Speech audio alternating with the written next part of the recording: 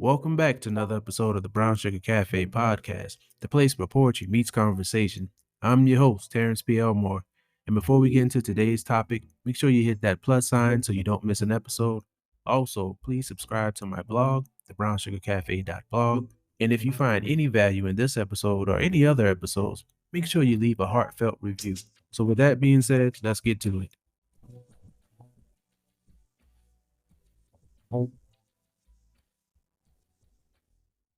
Welcome back, everybody, to another episode of the Brown Sugar Cafe. This is season 4, so I am glad you all are back. And speaking of being back, today we have a special guest. This brother has been on the podcast before, but he's back with a lot of things to share with us since his first time on the show. So go ahead and introduce yourself. Yes, my name is J. Melane, also known as Wise. Identify myself as a tech innovator. I am also an author of the book Where and also a tech coach. What I do is I help people build and innovate their business by using technology. So again, I'm thankful to be here, brother. And yes, we got a lot to talk about since the last time I've been here. Yeah, I appreciate you coming on, man. First of all, congratulations on all of your endeavors. I guess where we will start will be Wise going live at 5. When you were on my podcast before, you mentioned the possibility of starting your own podcast, and brother, I'm going to say that mention turned into a whole project that you have just hit the ground running with. At the time we were recording, how many episodes do you have under your belt so far? I know it's over 50. Oh, yes, we're actually into 51 Woo! as this recording. These are lives. Live at 5. You've been consistent. 5 o'clock on Fridays. Where did the decision come from for you to go live? I'm familiar with it, but let my guests know. Thank you for asking, my brother. And again, thank you for allowing me to be on your platform again. I want to say this before I go into that.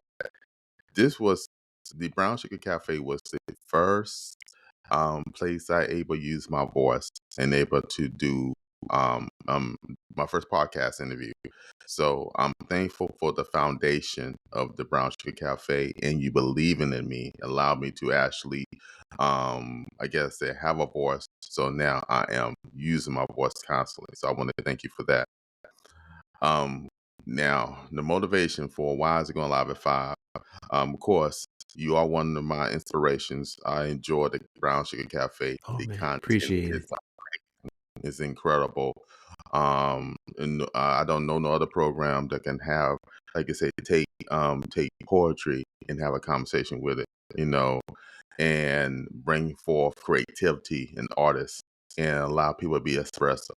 So with that being said, going to Wise Going Live at 5 is a podcast that was based off the book Where. And initially, as me being a tech innovator, tech coach and stuff, I was originally going to do a tech channel and all that stuff. But I was motivated by my book to actually start when we talked about that. Then I had a conversation with one of my close brothers. I call him my brother, Eric L. Harrison. And he encouraged me and a bunch of other people actually start using the platform, using the social media platforms out there to be able to spread our message and stuff. So I mentioned the word why it's going live, and that was say, hey, it's catchy. Go ahead and use that. So I started with why it's going live. My first one was actual Instagram, and I did it with Eric L. Harrison. And from there, we are going up to episode 51, and it's going to be this week with Eric L. Harrison again. Wow, full circle. Yeah. Circle, right? That was thing is funny.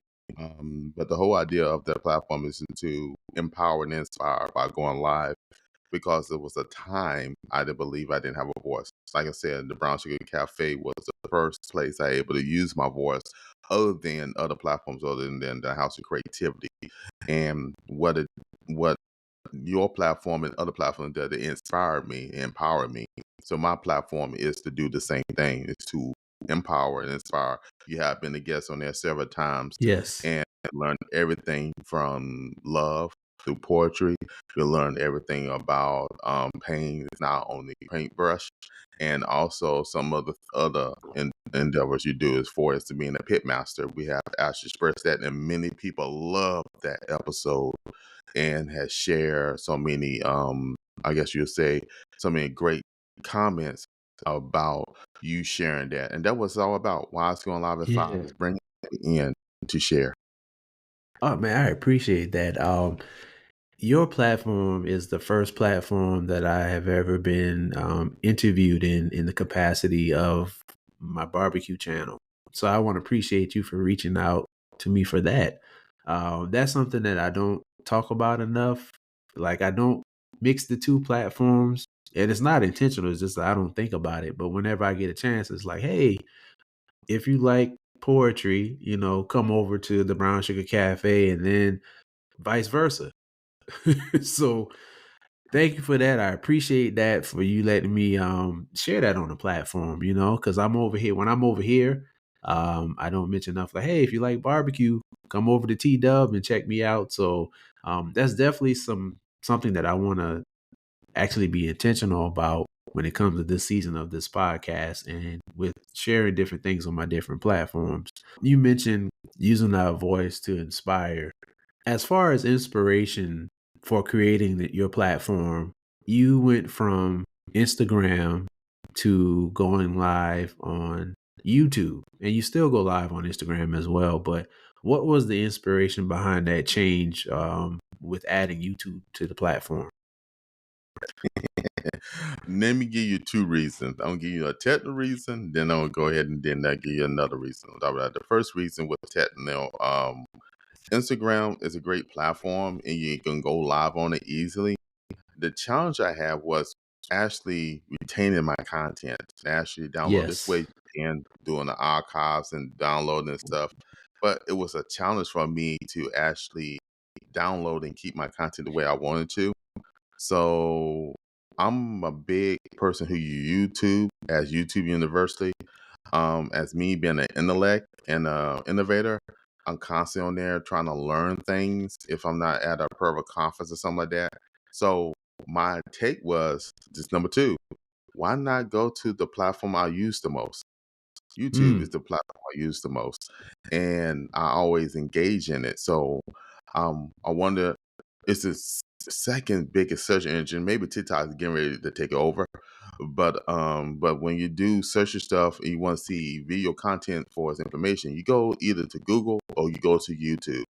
And when I want people to search up the name Jay Melane, also known as Wise, or even Wise Gone Live, that would be there. And with that being said, every person who I'm connected with, it's a searchable thing. If you look up the T Dub barbecue, you will come up and you'll come up on my platform. If you look for Eric L. Harrison, you look up, it will come on platform. I just think it's the best place to be searchable. That's the technical reason, be searchable. But one thing I do love about YouTube is the community of being able to it's something about when people get there and they ask questions. It seems that the interaction is much stronger there. yes, I yes. get some comments when I do on Instagram, but something about YouTube when they do engage, and we do get a lot of questions, and we don't just screen to YouTube now. We do YouTube, Facebook, X, um, and Twitch, but Okay. the YouTube followers, oh my gosh. I mean, the audience is amazing. And what motivates me is it's an audience that you can come back and search up. You can't go to Instagram unless you go through my post, but in YouTube, you can type up one of the programs I did, and guess what? It will come back up. I think it's amazing. It's a great platform to actually for creators. Man, you brought up a good point. It was a time where you could do like a search on Instagram, but now they've even changed that to when you go into the search bar, it only shows the most popular things as far as like a search option. They make so many different changes over time that it's things that don't even make sense, things that we don't even need. I often wonder, like, are you all really caring about the actual user, or are you just experimenting and we're like the guinea pigs you don't have to pay, you know? I could comment on that. If you are, and some people do pay for advertisement. Those who pay for advertising, of course, that you see that because they be in your feed. You can Yep. tell they're a paid sponsor.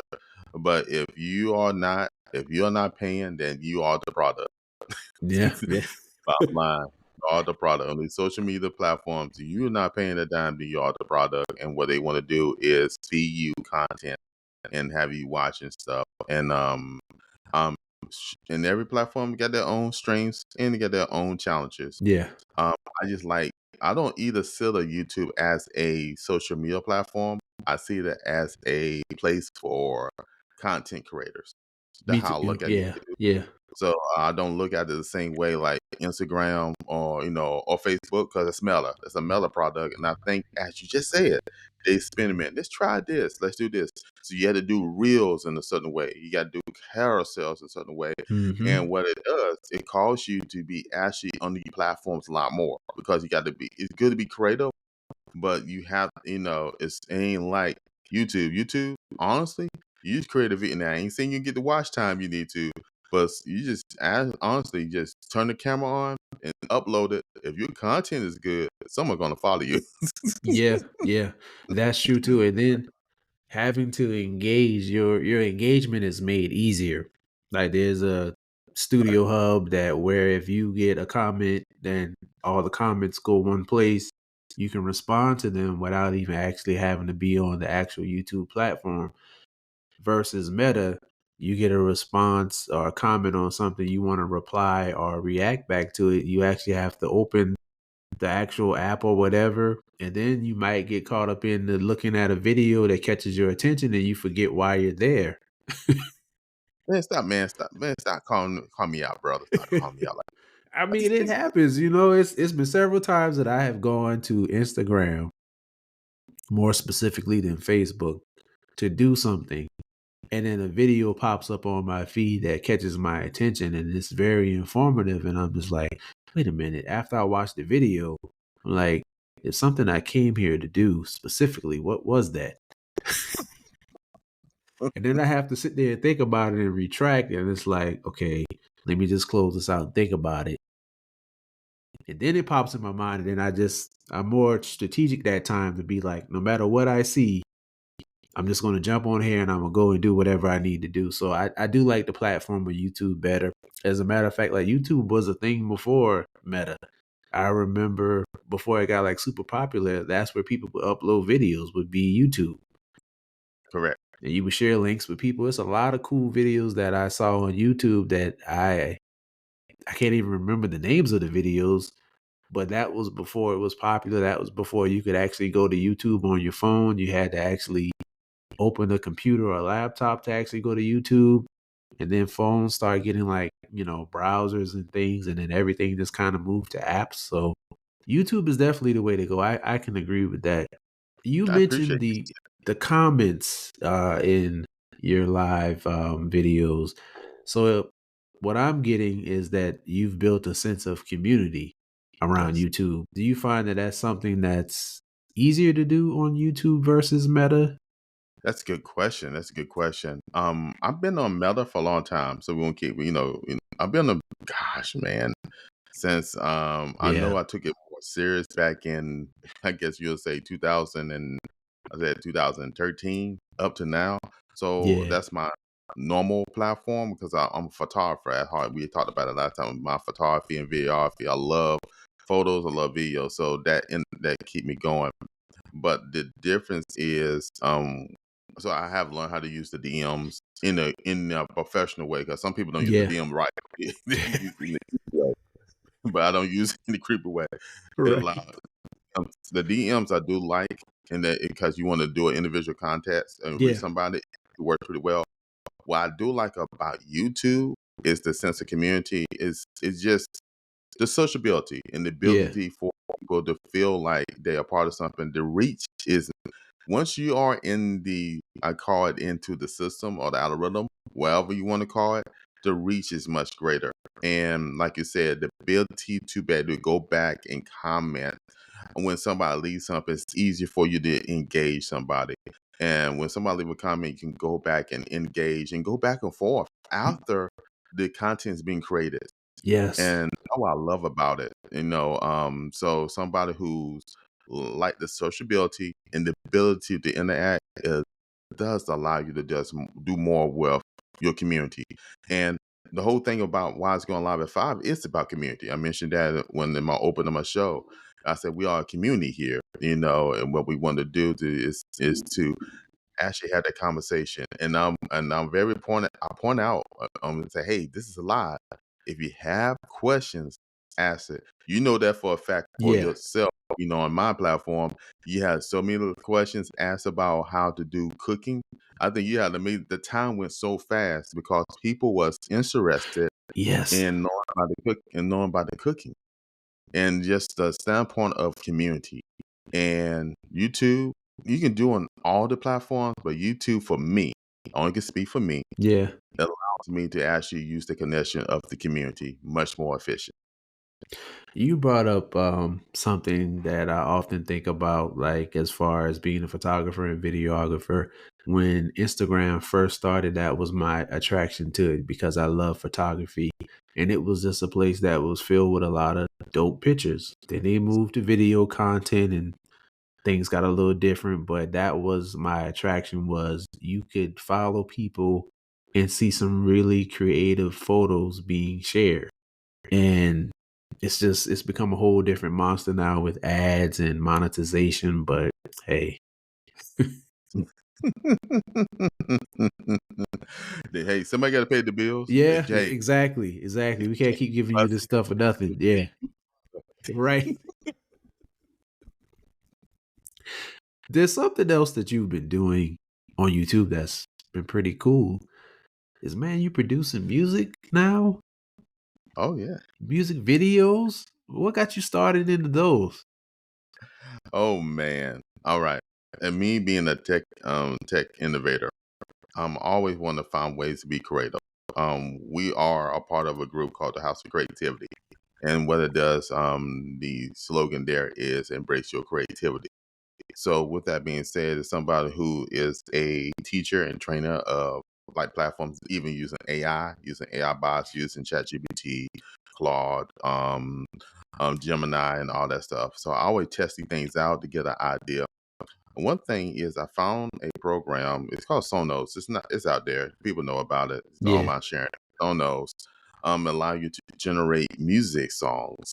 So I'll start playing with it and start generating songs based off certain things and based how you prompt, how it can create. It can be very simple and make good music, or you can be very complex in your, I guess you say your lyrics, and it will actually create a song based off the lyrics.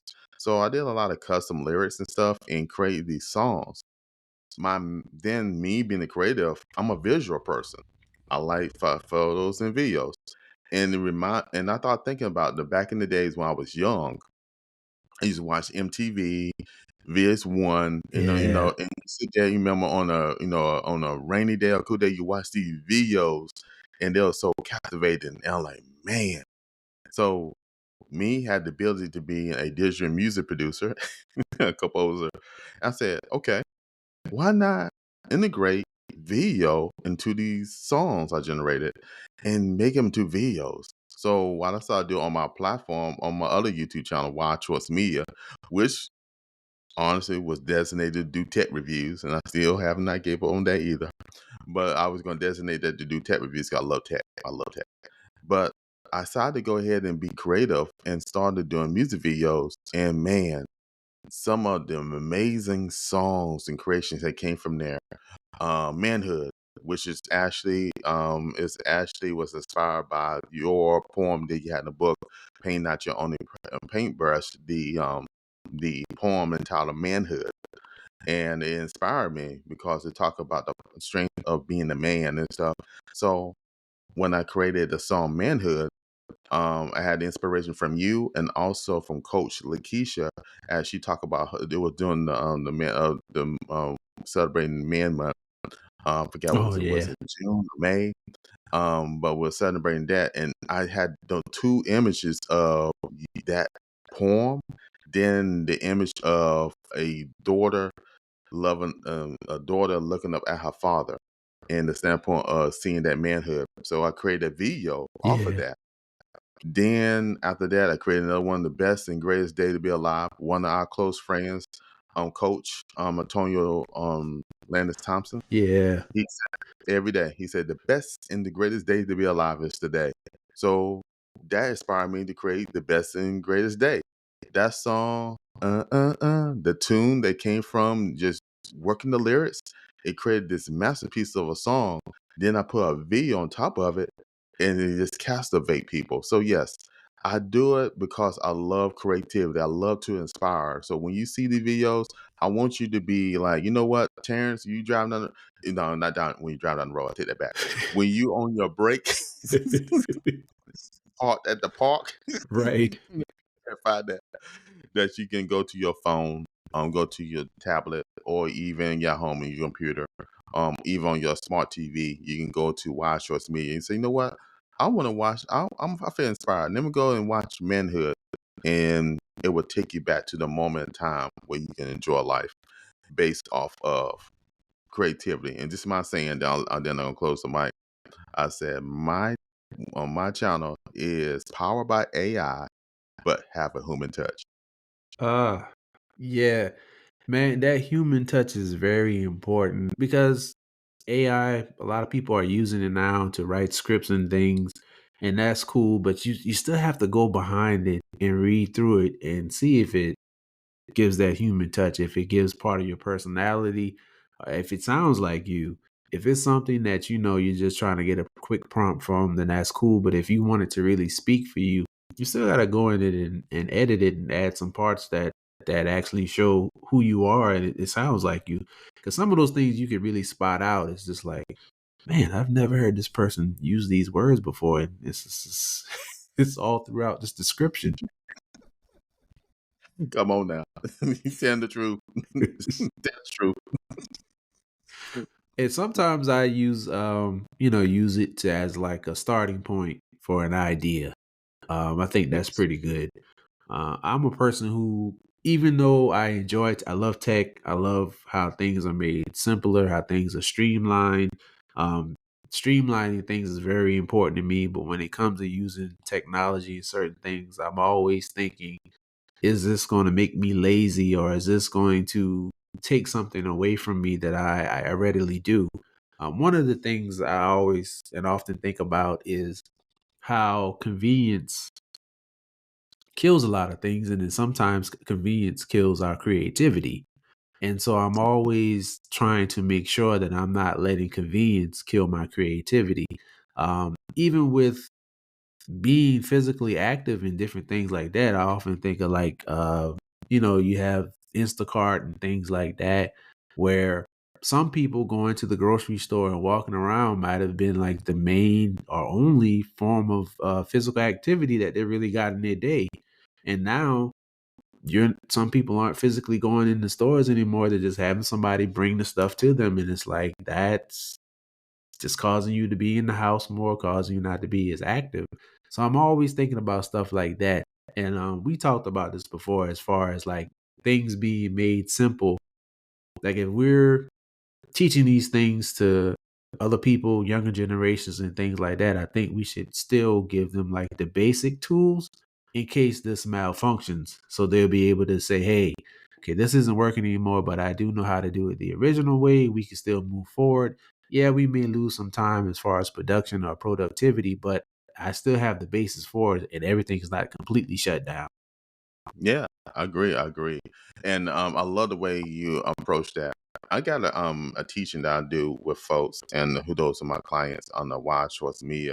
I teach them AI plus OI equal EI, and that's artificial intelligence plus organic intelligence equal enhanced intelligence. Only thing you're supposed to do is just enhance. Yes. It's not a final solution. It's a tool that will allow you to be more efficient. Now, with that being said, is if you are not efficient and what it does is take away your ability to be efficient, then you don't need to use the tool. is to make you lazy and you're not making you productive in any form of life. And that is your financial, your health, and relationship. The only thing it's supposed to do is just give you a tool to enhance and make it more efficient. If the thing is not being efficient, is not producing, then therefore you need to really evaluate and then make an assessment of using the tool for.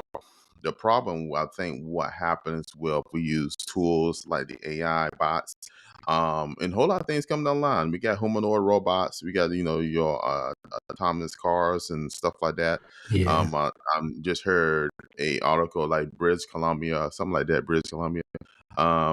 They banning autonomous 3 basic vehicles. You can't drive that. You get like a 2,000 up fine because I guess they're not happy with the technology enough. They still not be safe enough Yeah. because a lot.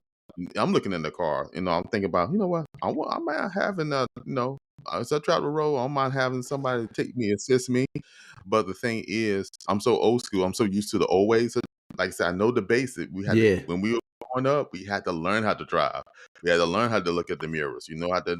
We had to see 5 cars ahead. You look at the traffic. Oh, this about to go down. Let me Yes. slow up. Or this is about to go down. Oh, let me speed up so I can beat that. And you have an intuition how to move because of the training you have. And one thing we are lacking is training. It's good to have the tool, but this morning, for example, in the House of Creativity, as the time of this recording, we talked. Um, Coach Eric L. Harrison mentioned about the hammer. There's 2 ways you can use the hammer. You can use the hammer to build, or you can use the hammer to actually cause harm. He used another word. Yeah. Yeah. harm.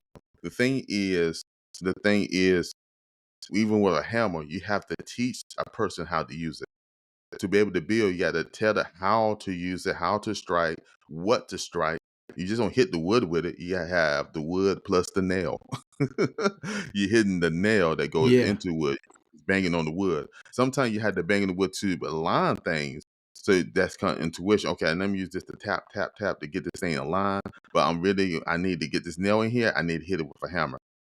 The thing is with any any type of technology, we have to understand the basic and willing to sit down, especially with the youth or anybody who's curious to learn, and teach them the fundamentals. These give them the fundamentals understanding so they can at least know if this tool is not available, what type of organic intelligence can I apply to this?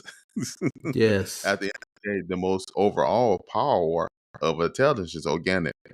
And because the tool not there, then you have to find another way, another tool to be able to get the thing done. And I think in our society these days, just real talk, we don't take the time to actually teach or take the time to actually instruct people of the basic concepts how to use a tool. Like even the hammer, like we talked about earlier, like even using a hammer, we don't teach them now. We just say go swing this thing and just hit wherever. Yeah. And actually, what we do is sit down and go through it. Same thing with technology. We need to sit down and go through it and go with the youth, go with each other. I don't know everything, but what I need to do is, guess what? I need to talk to somebody who does. Like you, if you might understand something more than I do, I need to be willing to reach out and say, "Hey, Terrence, can you show me how to do this and give me an understanding?" I'll use a scripture reference. It says, "Principle, wisdom is the principal thing. Therefore, get wisdom. Well, all you're getting and get understanding." It's a principle of getting the knowledge and stuff and understand how that thing works. Yeah. Because if you understand how the thing works, then you have a better way to be able to apply wisdom to it. That's the application of knowledge. Woo. Man, you said a couple of things. First, I love how you kept referencing AI as a tool and not as a replacement. I think some people have been looking at it as a replacement, but it's actually a tool. And you also said enhance. It's also a tool to enhance. So if your use of AI, if you're not using it as a tool and it's not enhancing, you need to reevaluate some things, and Yep. I like how you mentioned the basic understanding, the fundamentals. Those are very important. I know it's easy to get away from the fundamentals when it comes to streamlining and making things simpler, but as long as you have those fundamentals, it it makes a world of difference. And then the other thing you mentioned was about how to use a hammer. If you're not taught how to use it properly, you could do one or two things: build or destroy. And one of the last points that you mentioned was vehicles. I think about this sometimes. My car right now doesn't have this, but my folks, they have cars that do this where, and I have driven a car sometimes where the side view mirror, it lights up, it has an indicator if there's a car in the other lane. Some cases the steering wheel will vibrate to let you know that there's a car over in the other lane before you're trying to merge, or even if you're not trying to merge, just say, hey, it's a car over there. Even if you get a rental car, it has that. And I often think about, if it's somebody who's just learning how to drive and these are the only vehicles that they've driven, what if they get put in an older model vehicle that doesn't have that? And they're not accustomed to looking over and checking the lane before moving over because the car tells them to do that. When you're teaching somebody to drive, you have to teach them the fundamentals and say, hey, regardless of what this car is alerting you of the car being next to you or a car coming up, there could be one day where this function doesn't work. So you can't be fully dependent on it. It's like you said earlier, it's a tool to help enhance your driving experience, but you shouldn't be dependent on it. And then I also think about like backup cameras. I have a backup camera, but I learned how to back up because we didn't have backup cameras back then. So I learned how to turn, look behind myself, use my mirrors, not be fully dependent on the mirrors because the mirrors are a tool. Unless you're in a vehicle where you just can't see out the back window. But I learned how to do that. And I had a car. I had a car that had like parallel parking assist where it would actually park the car. I never used it because I was afraid. I was like, I need to get someplace where I can test this out because if this malfunctions and I hit somebody's car, I can't use the excuse of, well, I use the park assist. I'm like, I'm still responsible for it, but I never used it. And unfortunately, I was in a car accident. The car got totaled before I got a chance to use it because I said, I'm going to go somewhere and probably set up some cones and try to see if this works. But back in the day, man, we had to learn how to parallel park. I still know how to parallel park. 3-point turn. I still get excited when I have the opportunity to do a 3-point turn, to do a Yeah, 3-point turn, just to see if I can still do it. I like to test myself and be like, can I still do an actual 3-point turn? And it's the fundamentals. So I always think about that with these new vehicles. Like, it's making things simpler, easier, but it's enabling people. And is it keeping people from actually learning the fundamentals of driving, the things that make it safe to drive? Looking and using your mirrors, looking over your shoulder, different things like that before you actually change lanes. And I'm glad you brought that up. And you have to be, you have to be aware of what's going on around you.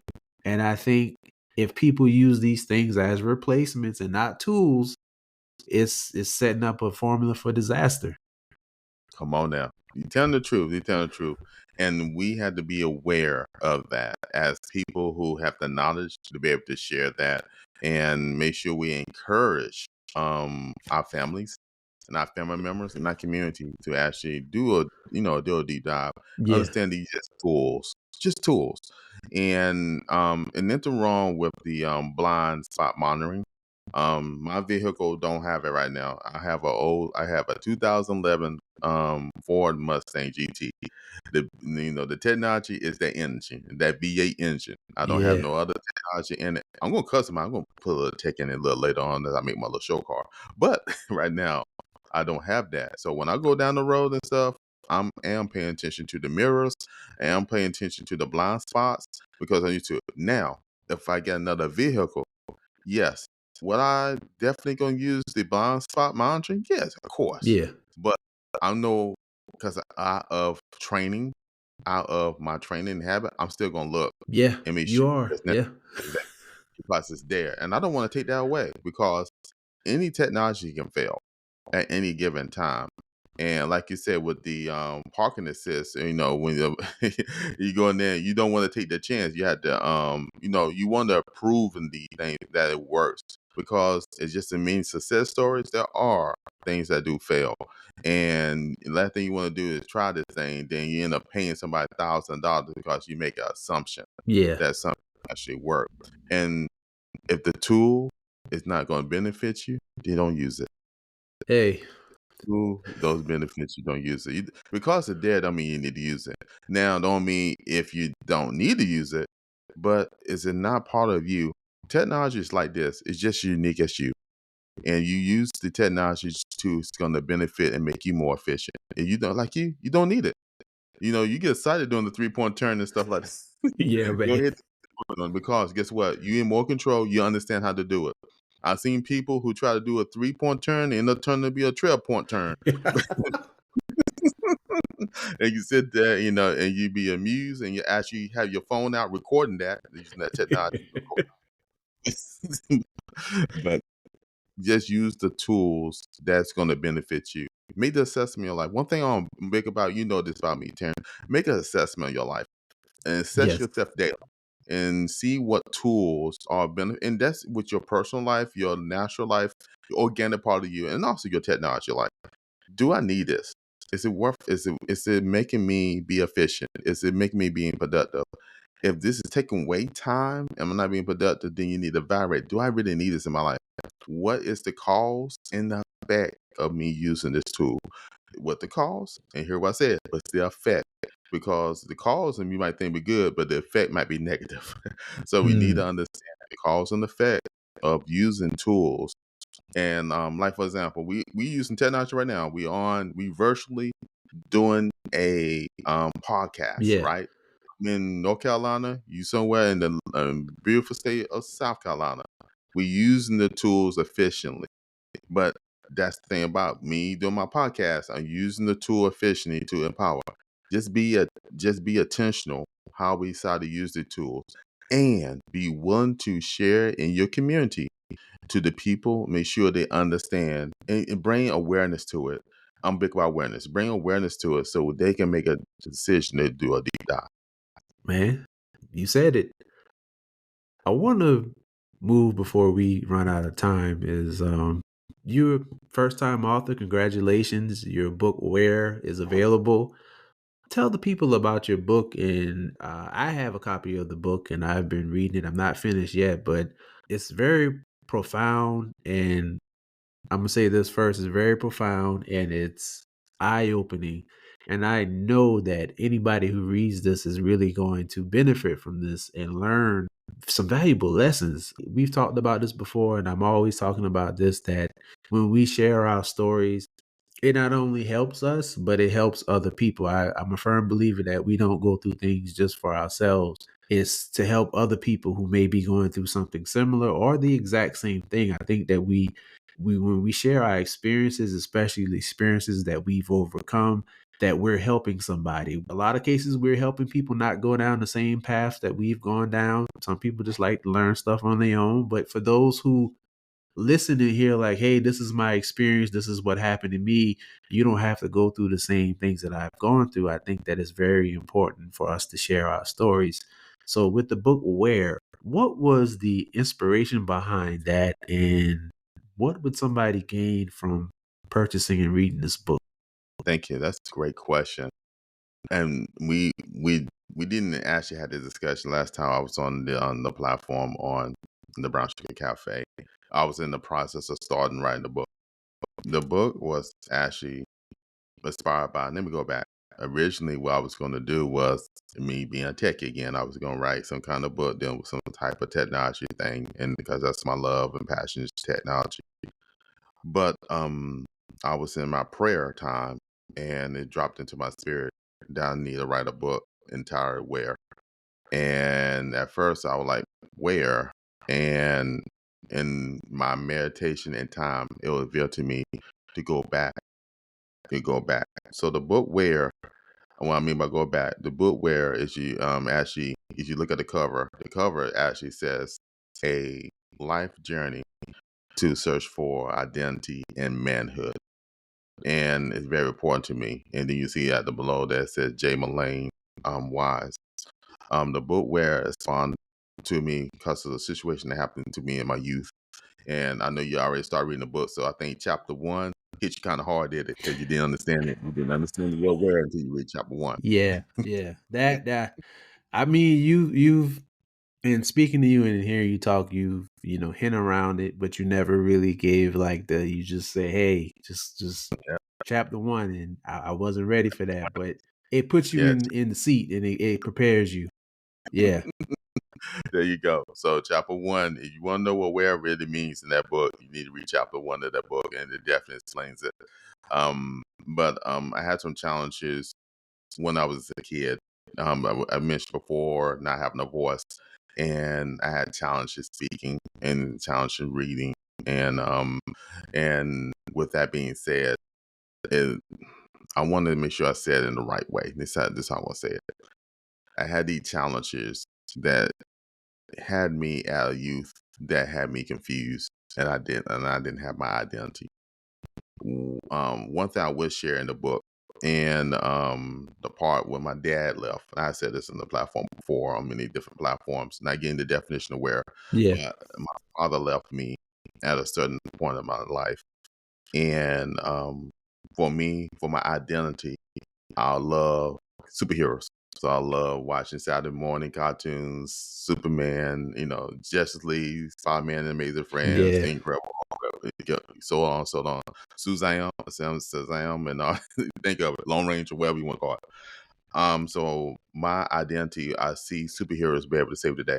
So when my father left, the last thing he said to me as he exited the door, he said, "Son," and I say, "Yes, Dad," and he said, "Take care of your mom." And some of the things my dad did wasn't I didn't like as a youth, and he was very abusive. And I was leave his dad. You can get more details in the book, yeah, but I I knew what he did I didn't like, and that was a good example for me being a young kid around 7 going to 8, around 8-year time frame, and I said I want to be a positive model to help my mom. Let me be a superhero. So I want to save the day. I want to do that. So I always want to put my cape on and save the day. That what I identified it, but it wasn't the true me. So the book where actually take you on the journey of the challenges of life, what we all go through is actually trying to define our identity in life. Where are you in your life? That what the word now means to me. It means something different when you read the book. And you're like, oh man, really? But really, where are yeah, you in your identity? Where are you in your life? And what's the search for your identity? I had to find out through that situation that harmed me when I was a young child. When I came an adult, I had a situation that took me almost out of here.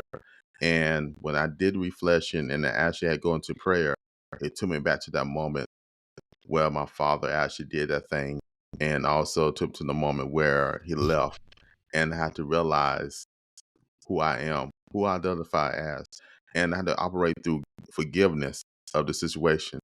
Jay Melane, also known as Wise, the name Melane is my middle name. And so what I had to do, I had to learn how to embrace forgiveness. I hated my middle name. And through the process of healing, through the process of counseling, and I had to get help. And also I had to get another community of people who I trust and they trust me and who got my values and I got their values. And through that process of going through that journey of life, I had learned how to define myself. And what I have learned how the power of forgiveness. First thing I did, I forgave the young boy who was 8.5. And where was going, by around 7.5 going to 8, around that time frame, I forgave him. I had to tell him he's safe. He didn't know. And that forgiving herself opened the avenue for me to forgive the situation with my father, give the situation with the school system, and forgive every situation that happened to me. And what it caused me to was to reflect on the gratitude and the gratefulness in life and realize we all have a voice. And I embrace my name, Jay Melane, also known as Wise, because I'm a unique individual that had been given this special time to share a message of hope to inspire people to define their identity. And one of my identity is I love technology. So in the book, you get a little taste of technology. It wasn't total technology book, yeah. but towards the end, you'll learn the love of technology and how I want to spread the use and awareness of it. So that's what the book where it's about. It's about defining yourself in the journey of life. Well, again, brother, I just want to congratulate you, especially on turning that pain into purpose. Like I said before, I know this book is going to help a lot of people. I'm so glad you came on to talk about this. In addition to just everything that's been going on with you, proud of you. I'm proud of the things you're doing. Before we get out of here, we talked about something in the pre-show, and I think this is a perfect way to close out the show. You have on a chain, it has a charm of a key. You wear this often, and I just learned this today. I mean, you touched on it, the importance of it, but I don't think I've ever heard like in that capacity. But let the people know about this chain that you wear and its significance. Thank you for saying that. We talked about it earlier a little bit briefly.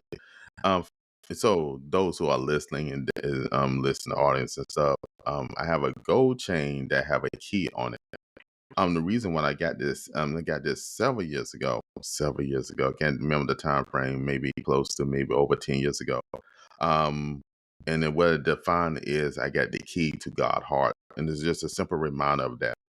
Almost 3 years ago, through my situation I went through, like I said, the book where goes in depth for some of the stuff I went through. And 3 years ago is one of the lowest moments of my life. I pretty much lost everything. I wanted to give up my life. I didn't see a reason to continue to live. So I lost hope in a lot of things. So I recovered from that. And I was actually staying at one of my closest friend's house after I was doing the time of recovering. And just because of life hit me so hard. And I got to the point I was financially broke, really broke to the standpoint I didn't have anything. The only thing of value I had left was this gold necklace. And I needed some money to take care of some situations and stuff. And I decided to go because even when I was driving, I needed money for the gas to get where I need to go. So I was heading from, I was driving to another town. That's how serious it was to go ahead and I want to sell this gold necklace and get some money so I can take care of some situations. And I was driving, and one of my friend called the one I was staying with. He was saying, "Where you going, man?" I've been on to one and say, "Hey, I'm about to go ahead and pawn this gold necklace." He knows the meaning of it. I said it means a lot because I told him that it's the key to God. How it's just a reminder for me to stay Yeah. in alignment with God. And he said, "Man, you don't have to sell that. You got it's valuable to you. You know the value of you, bro. You don't have to do that. Trust me. Just come back. Everything's going to work out." So I took his advice. I did the U-turn. I halfway to the other town trying to go ahead and get this thing, make this happen. And I turned around. And from that day until now, I have not laughed at anything. That everything has been prosperous and everything has been going up. There have been some challenges there, but every need has been met. And this right here is always a constant reminder that, I got the key to God's heart as he got the key to mine. And just a close reminder is you don't have to give up. You don't have to give up everything of value. That if you're willing to hold on and believe and that God will meet your need, he will. And he will constantly keep you. And I have from there grown as a man, grown as a person, and grown in my community. Have met amazing you as a amazing, I'll see you as a friend and a brother. And it have empowered, encouraged me. Since that Yeah. day I made my mind, I have not looked back and have been prosperous ever since. That's the meaning of this necklace, is to always realize that you got the key of success with you always, and that is the greater creator himself is with you always. Man, brother, I really appreciate you and all that you're doing and how you're using your voice to just spread messages of hope, to inspire, to motivate people. Before I let you get out of here, let the people know how they can connect with you, how they can purchase your book, any information you want to share. The floor is yours. I appreciate it. Yeah, if y'all want to get in contact with me, you can simply go to my website, www.wisegoinglive.com. All my information there as far as me personally, but Wise Going Live at 5. And those who are interested and want to empower and inspire, that's the thing at the very bottom of that page. You can contact me there. Also, I got information about Wise Choice Media, where it's a media production company. What we do is it's a consulting company that we teach you, like I said, how to build your business using the power of technology in the form, in the structure. infrastructure, software, even AI, and also media production. So we do media production stuff. We help you with recordings and stuff as for video, audio, even photography if needed as well. So it's a creative media company. And also my book where it's there. So if you want to click on that, you can get the ebook. It's immediately there. And there's some other links there that take you to. We're working on finding another at this time of recording, working on again a what we call publisher. So we're gonna have a physical book coming out shortly. So people who already pre-order, thank you. We're gonna have that book for you too. But yeah, definitely check out the book. I'm telling you, it will bless your life. If you know anybody who's struggling with identity and trying and also processing in life like anxiety, depression, and all that stuff like that, this is the book for you because it will give you a guideline and allow you to reflect. And if you don't need it for yourself, trust me, you know somebody else out there who's dealing with that, and this book will definitely help them. Thank you, brother. Back to you. I appreciate you. Thank you again for coming on and being part of my platform. You all heard it. Reach out to Wise, purchase his book. Thank you again. And to my listeners, remember, keep pushing forward. Thank you for tuning in to another episode of the Brown Sugar Cafe podcast. Once again, I'm your host, Terrence P. Elmore, and this is the place where poetry meets conversation. Hit that follow button and turn on your notifications so you won't miss an episode. Check out my blog, thebrownsugarcafe.blog. Also connect with me on Instagram at thebrownsugarcafe. Hope you enjoyed this episode, and as always, remember, keep pushing forward.